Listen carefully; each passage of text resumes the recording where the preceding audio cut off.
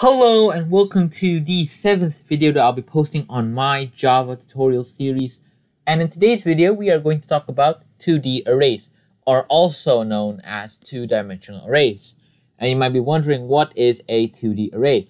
Well, as its name suggests, a 2D array or two-dimensional array are essentially arrays that store arrays inside of them.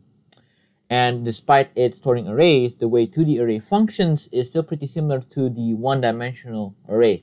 Thus, in today's video, we will be recapping the previous video's concept as well as tweaking a bit of the algorithm to suit the 2D arrays.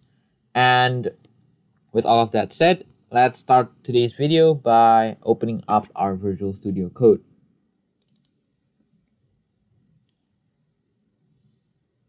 And once we open it, as always, we're going to click on the new file and name this Array2dimension.java. And then you need to type in the public class. And in line 2, we can type in our normal code, which is public static void main string args for running the entire code. And the first thing that I'll be teaching you is the method or way to create a 2D array or 2D array creation. So let me just comment this. And essentially, to do this, we follow a format similar to the one-dimensional array, but slightly altered. As you can see here, in the format, we type in data type, we have the square brackets, and the unique thing about the 2D array is instead of having only one square bracket, we have two square brackets, and then type in the name of array equals to the new data type, and we have two square brackets. And just like the one-dimensional array, we're going to need to type in the length of array and length of array. And for this video, yet again, I will be creating an integer array, an integer 2D array, and the data type will be integer, and then we have the two square brackets, and the name of the array will be Array2d, and then I'll do the equal sign, and then new, and then the data type is integer. We have the two square brackets, so that'll be two square brackets, and just like yesterday, I'll use the size of 10, and the first square bracket will have the length of 3. And before we continue, I'd like to explain that these brackets are here, these length of array corresponds differently in Array2d. So the first square bracket, which is this one right here, which is annotated with 3, indicates the length of the Array2d, or essentially the amount of data that the Array2d can hold. And then the size 10 right here, give me a second, the size 10 right here is the length of the array inside of the Array2d, which it can hold. And do take note that there is two square brackets, and the first length of array indicates the number of arrays that it will store. Meanwhile, the second length of array will indicate the length of the array that it will store, or the length of the array that it is storing. And this is essentially 2D arrays. So the main difference right here is there's a additional bracket. As you can see, in array one dimension, we only have one square bracket, and in 2 dimension we have 2. And that sums up how to create an array. And I'll of course show you again through my Jamboard how it will look like. So for now, we can focus on how we predefine value inside of an array, or inside of a 2D array. And the way we predefine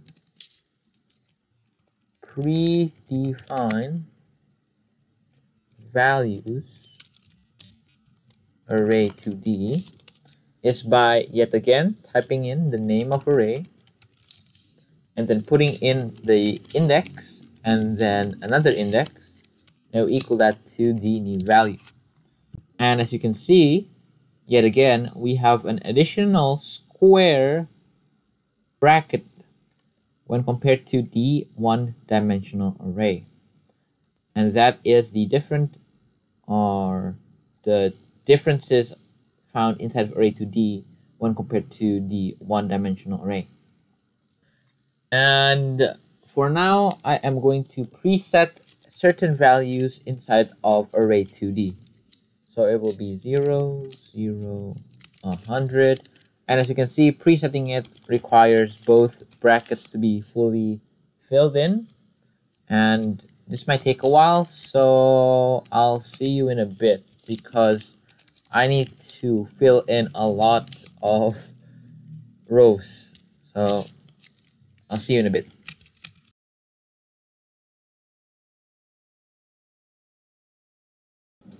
Okay, so with all that preset already done, as you can see here, we can actually start learning about the next topic, which is how do we access certain values inside of the 2D array.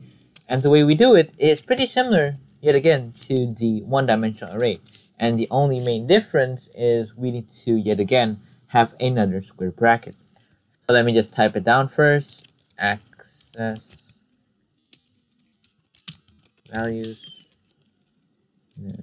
name of array, index. And this is how we access values inside of the 2D array, where we need to have two indexes as well as two square brackets. So in the example below, if I want to print out, let's say, Array2d 1, 3, click on that semicolon and then click on run. As you can see, the value that we get is 203, and if we look at the list here, it corresponds with that. And if I were to change the value, as you already know, inside of the array, we can get different values by changing the indexes. And that is how we access values. So let me just put that in the same multi-line comment. And then we are going to go back and learn about how Array2d actually looks like based on this right here. So if you look at the Jamboard right now, this is the Array2d Visualization. And let me just edit this right here because the name of the Array2d is the same. So let me just delete this. Okay, there you go. So this is the Array2d here. And the unique thing about this is if you can see the length of array 3 here, we can see that the length is 0, 1, 2, or 3 because there is 3 rows that it holds data. So for instance right here below, let me just type it down first, system.out.println array2d.length, and you might think that the length should be 30 because there is 30 data right here. There's 30 data because each and every row has 10, and 10 multiplied by 3 would be 30. But the answer is 3, and you might be wondering, why is that 3? Well, it's because, as I've said before, arrays 2D, or 2D arrays, or two-dimensional arrays, are essentially arrays that hold arrays inside of the value, or as its value. So, let me repeat that. 2D arrays are arrays that hold arrays for their value or as their value, and you can see that there is actually a total of 3 one-dimensional array that it is storing, as you can see here. 0, remember that this is index 0, index 1, and index 2, meaning that there's a total of 3 data inside of the Array2d. And each and every data here is an array, a one dimensional array. And as you can see here, this code right here, or this array right here, is array. Okay. So with that said already, you can already see that Array2d has its uses because it can hold more data than a array itself. And of course, there are manipulations that can be done actually when we're typing in the algorithm to actually print it out, to do some searching and do some replacing or overriding values. Of course, there will be changes, but you can see that it helps structurize the data in itself because each and every array has its own section, which makes it much more easier to organize things. And I think that's the advantage of Array2d in itself. Okay, back to the video. If we look at the arrays here, when we want to predefine the values, you can have to remember that the first column here, or the first value for our index, should always be this right here. So it should take the value inside of the Array2d, or the index that holds the arrays.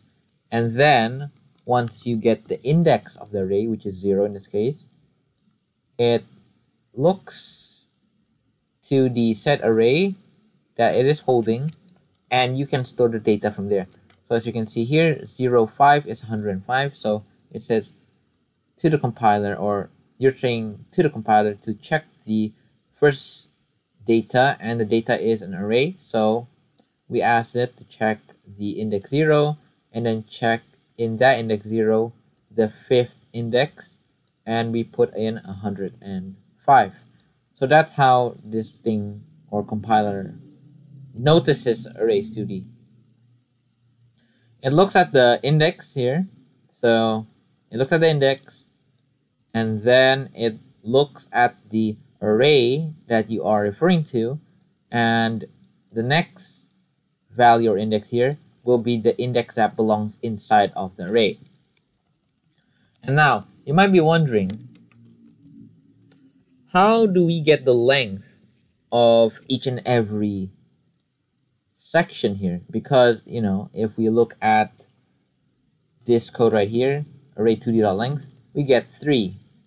So how do we know the length of each and every array inside of the Array2d? And the way we actually do that is really interesting here. So we do the system.out.println, just as always, and then type in Array2d. And then the unique thing is, instead of just typing Array2d.length, we need to type in Array2d. We put in the square brackets, and we refer to the index. So if we want to see the length of this right here, so just say Array2d 0.length. And let me just comment this so that it does not cause confusion. Add a semicolon and click on run. As you can see, it prints out 10. And that's because we are referring, or telling the compiler to refer to this array, and then we ask it to check the length of it. That's why we get 10 and not 3. 3 in itself is the length of the Array2d. But the arrays inside of the Array2d has a length of 10. And I hope that makes things clear. Also, with that said, you have to remember back to this here when we want to create a 2D array, where the first square here, or first value here, or the length, will directly identify the length of data, or the amount of data that the Array2d can hold. And then inside of the Array2d, we have arrays, and the length of each and every array will be identified in this value. And just to be clear, each and every array stored inside of the Array2d, like this, right here, will have the same length with one another. Meaning that if you want this to be 10, then the remaining arrays, like this one right here, will also have a length of 10, because you can't really separate and make sure that, okay, this array, the first array or the array with index 0 has length of 10, and the array with index of 1 has 9. You can't do that. And that's just making it clear. And this is because of the code right here. And I hope that makes things clear. And the reason why that is not possible is because of the code right here, where you can only specify a value for the length of the array that is stored inside of the 2D arrays. So yeah, I hope that makes things clear, and we can actually proceed with our printing. And let me just actually put this inside of a multi-line comment as well, so that you don't get any confusion. I'm going to name this read length keyword, and you just put it here. As you can see here, system.out.println array2d.length will give us 3 because array2d holds 3 arrays, and then 10 because arrays can hold 10 data. And this is how we actually get to learn about the length keyword. Okay, next we have how to print the whole 2D array.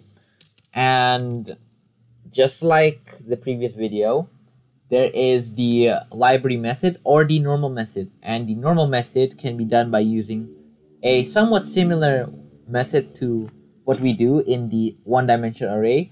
But the main difference here is we need to have another for loop before that. So let me just type it down right now. For int I equals 0, I is less than array2d.length, and then I plus right here. And then inside of that for loop, we're gonna have another for loop.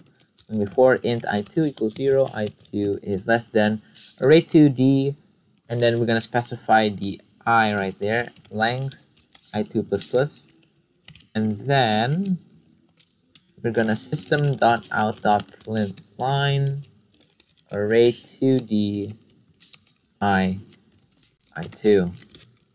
Click on the semicolon and click on run. As you can see right here, we get to print out the entire value, 100, 101, 102, and up until 309. And that's just the same thing as this, as you can see. And the reason why this code right here works is because, remember, in Array2d, we do not only need to focus on the index inside of the arrays, but rather we also have to focus on the index that are used to refer to each and every array. So if I were to refer or just loop this code right here, then it could only print the data from 0, which is why we need another for loop, which just checks 0. We need to print out 0, 0, 0, 1, 0, 2, 0, 3, 0, 4, 0, 9. And once it reaches 0, 9, it changes to 1, and then 1, 0, 1, 1, 1, 2, 1, 3, 1, 4, until 1, 9. And then it changes 1, 2, and then 2, 0, 2, 1, 2, 2, 2, 3, 2, 4. And until the whole array is printed out. And the way we do that is by making use of the length. As you can see here, we get different values when we type in array2d.length and array2d and specifying the array or data we are referring to. And by making use of these two length keywords right here, we can actually make an algorithm that can actually print out the whole 2D array. And as you can see here, we use the first for loop here to essentially make use or change the array2d index. So in this example right here, the first I value is equal to 0, and then I2 must be less than array2d I. That means that it takes in this code right here, and it returns 10, meaning that I2 can never be greater than 10. And I2 in itself is at first 0, and then in the system.out.println we print out array2d 0, 0, because I2, and then we loop that back up, and it says I2 is less than 10 or 1 is less than 10, and it's true, so we just get that value 0, 1 and up until 0, 9.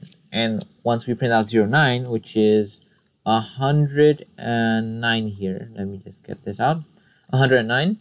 And once we print out 109, we go back up and I2 becomes 10, but 10 is never greater than 10 itself, which means that this statement right here, this condition in the for loop is false, and this for loop here stops or terminates, and then it goes back to this for loop right here, where the I itself becomes 1 now. And it takes in Array2d I, or 1.length, and we remember that each and every array inside of the Array2d will always have the same length, meaning that they will always be 10. In this case, of course. If you were to, change the length right here to be 11, then the length will be 11, but in this case, it's 10. And coming back to here, we get to print out 1, 0, 1, 1, 1, 2, 1, 3, 1, 4, 1, 5, 1, 6, 1, 7, 1, 8, 1, 9, and up until 9, the process repeats where the I itself becomes 2 now because it loops.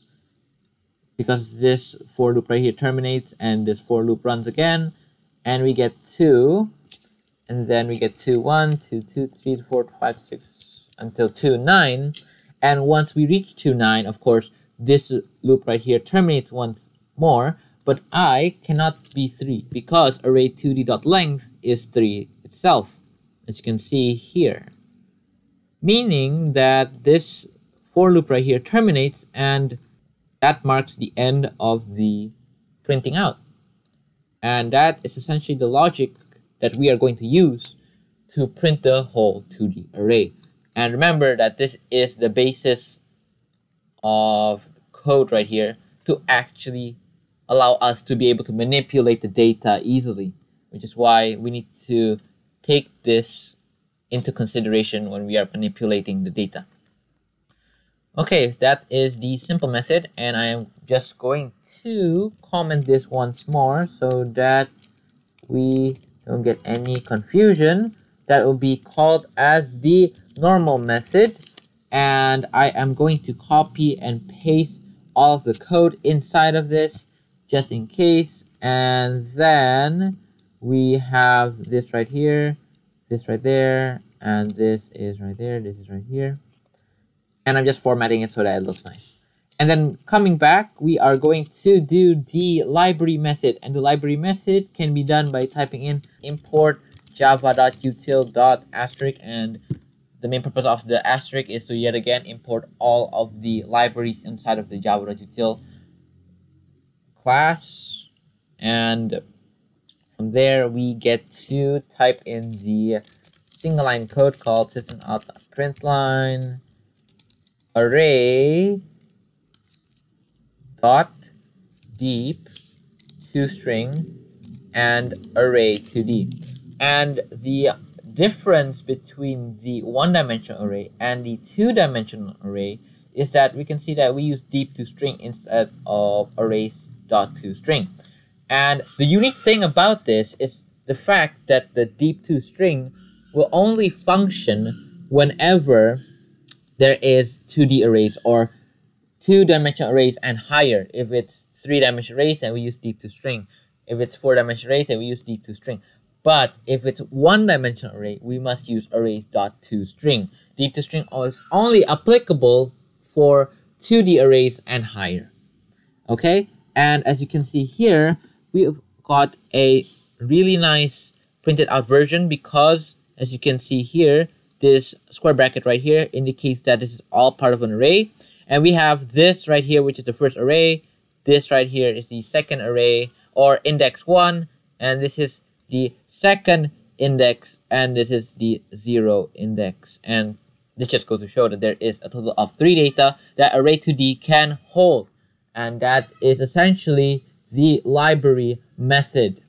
Now we can actually finish up today's video by actually learning how to do manipulations to 2D arrays.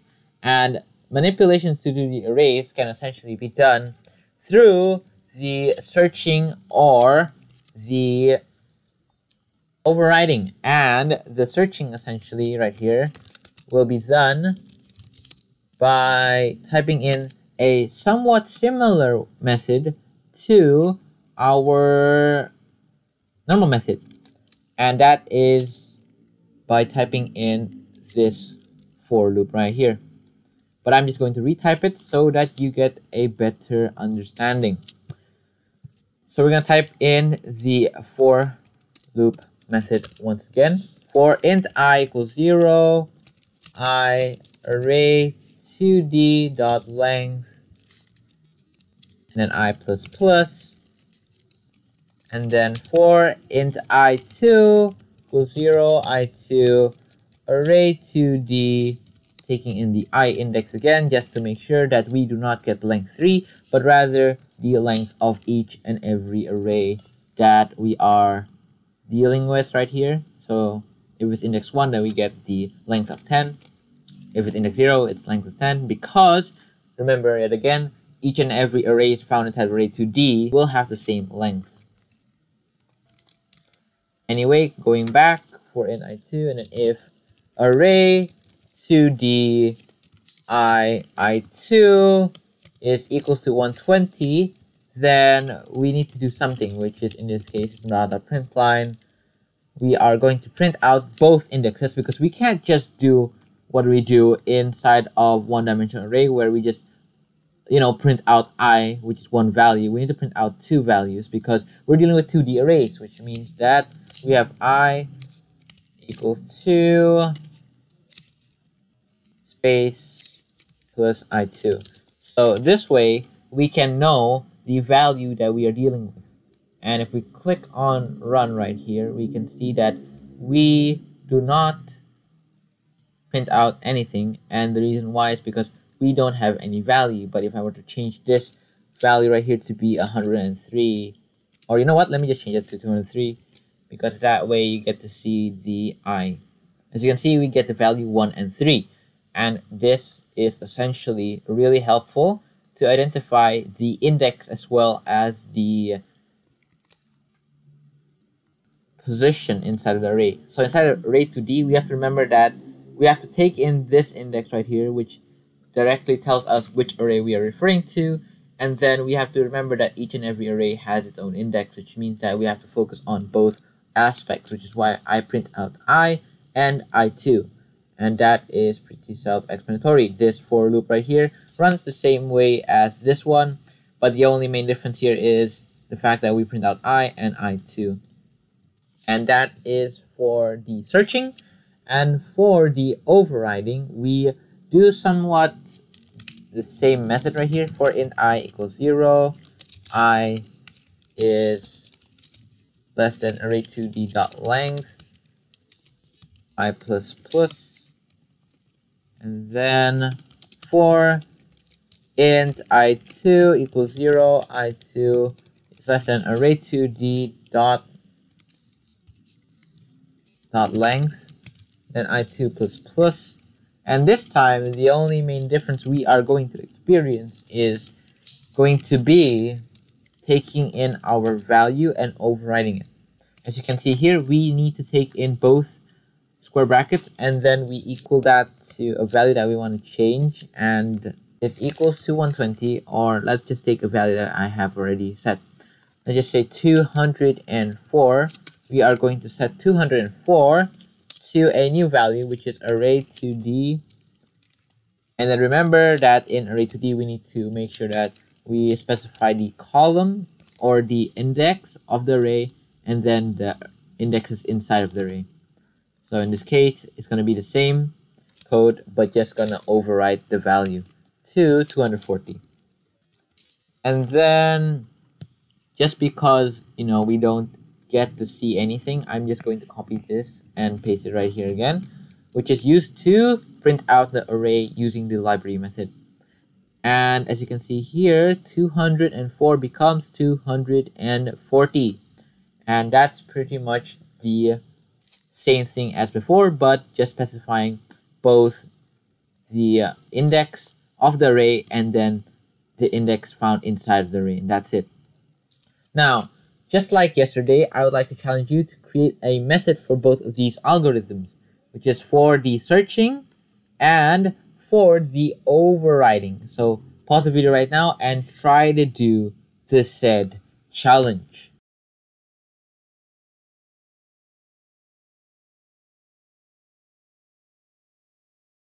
Okay, so before we start, I need to really comment this right now because I don't want any confusion or misunderstanding. Let me just comment this right now and make it neat. Okay, that's the searching method. And we are going to create another one, which is going to be the overriding method. Overriding method. And the overriding method will be this right here. And if I were to click on run right now, the unique thing that we will find in this case will be the fact that 204 will still exist.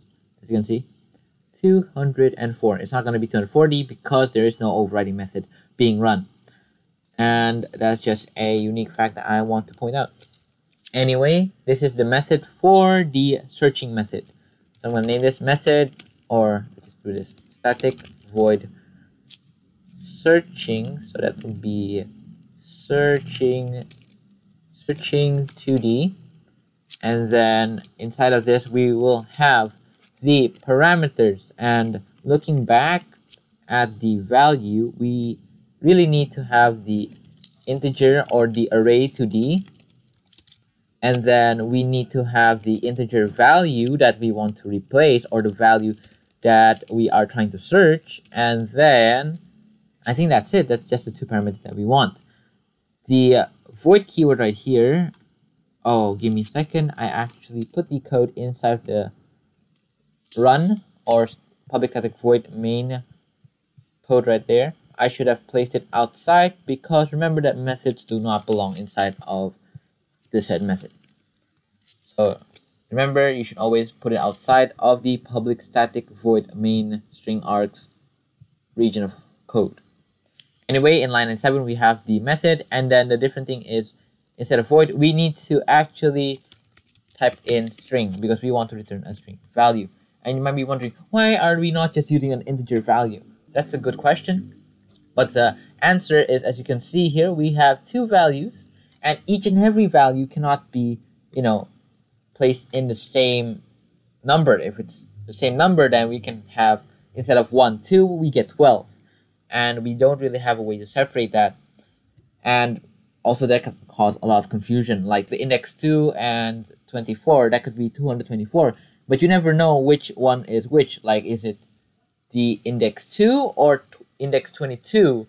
And we're dealing with the array 4, or are we dealing with index 2 and the array has the index of 24? So we don't really know which one is which is why we just take a string, and the string can have spaces between them so that we can get a clear view of the index.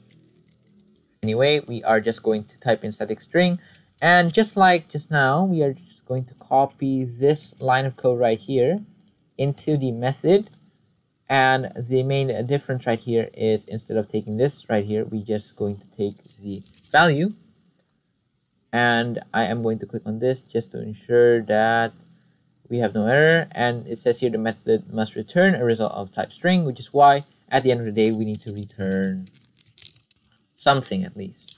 Which is why I'm just going to type this return right here inside of this if statement. Because whether you know it or not, when we have a return, the return itself acts like a break. Remember break in the for loop video? The return here essentially acts just the same way as the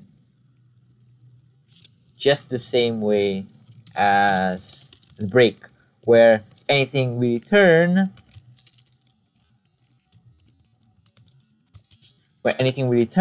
essentially will directly stop the operation inside the method.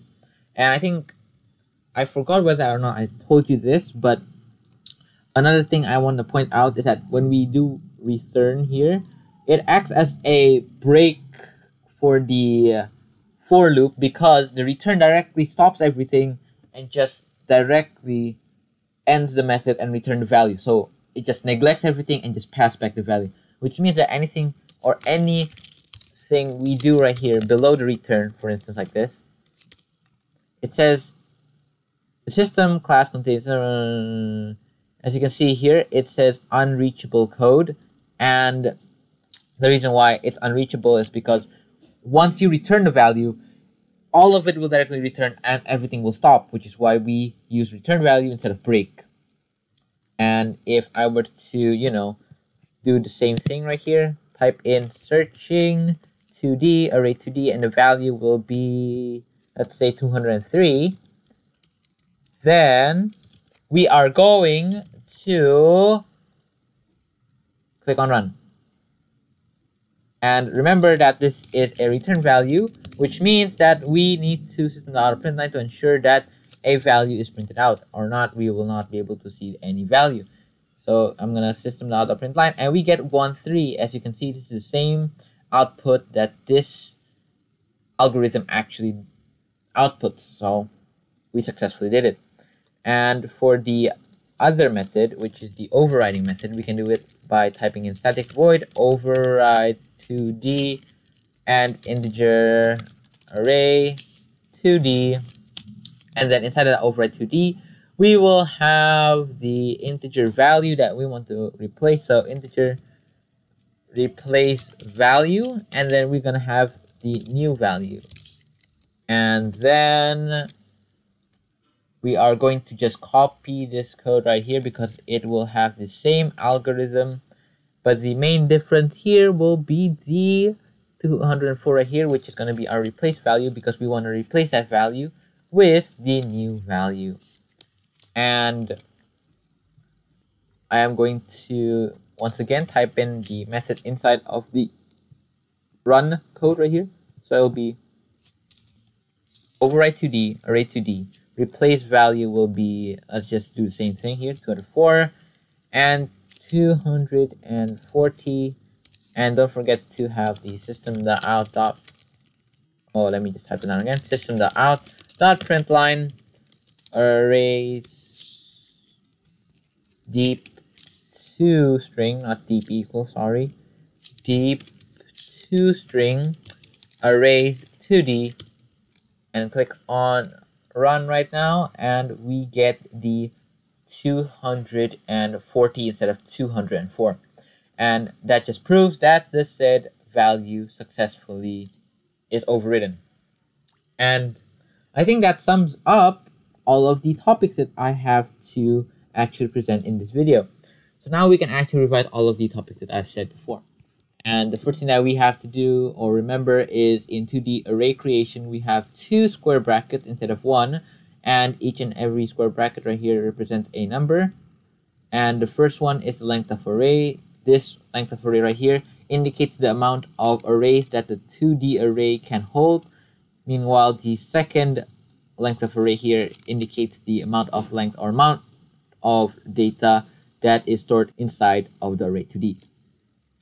And to preset, we have to remember that we need to take in the first index, and the first index will be the index of the array2d.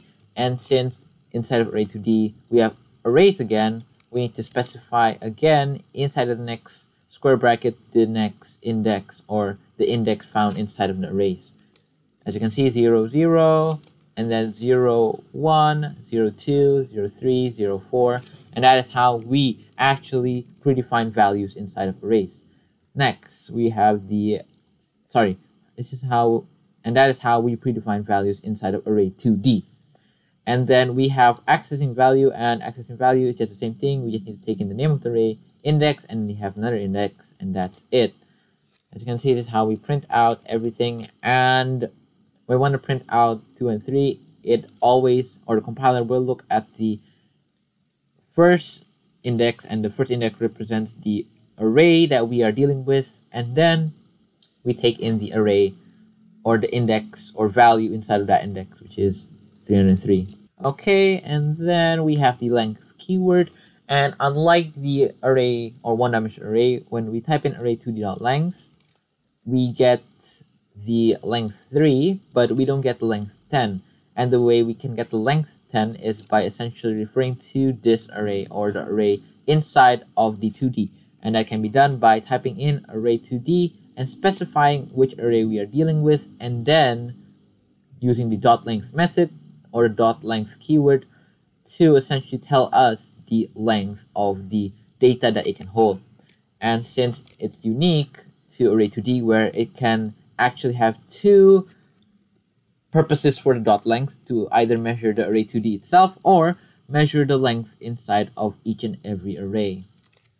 We can make use of that feature to essentially be able to create the normal method to print out everything, which makes use of the two for loops, which is the first for loop to make sure that each and every index are updated every time all of the values inside of the arrays are printed out, and the second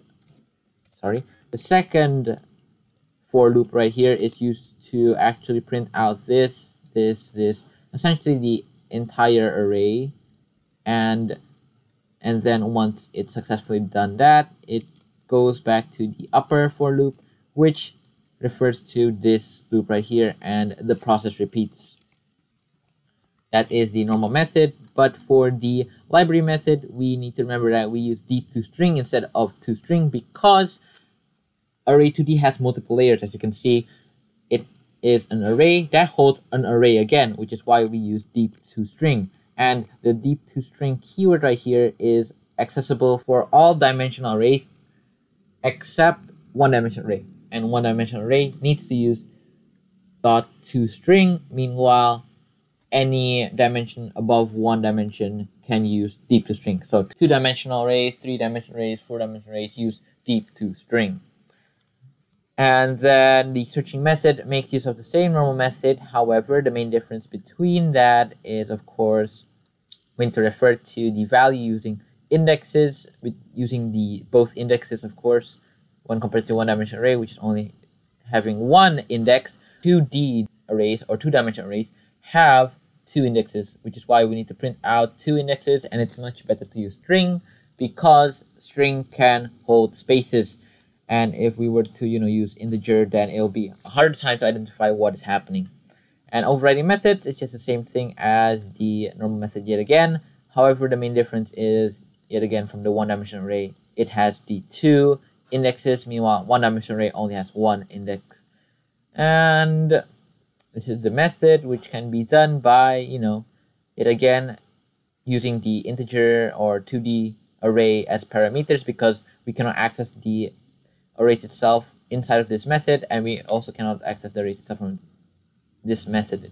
It has to be accessed through the main method, which is why we use the parameters, and then we have the parameters for value, which makes it much more reusable, and we just need to, yet again, copy or recode the same algorithm. And the main difference is, instead of having the 204, we use the value parameter because we can modify it or tweak it in a bit.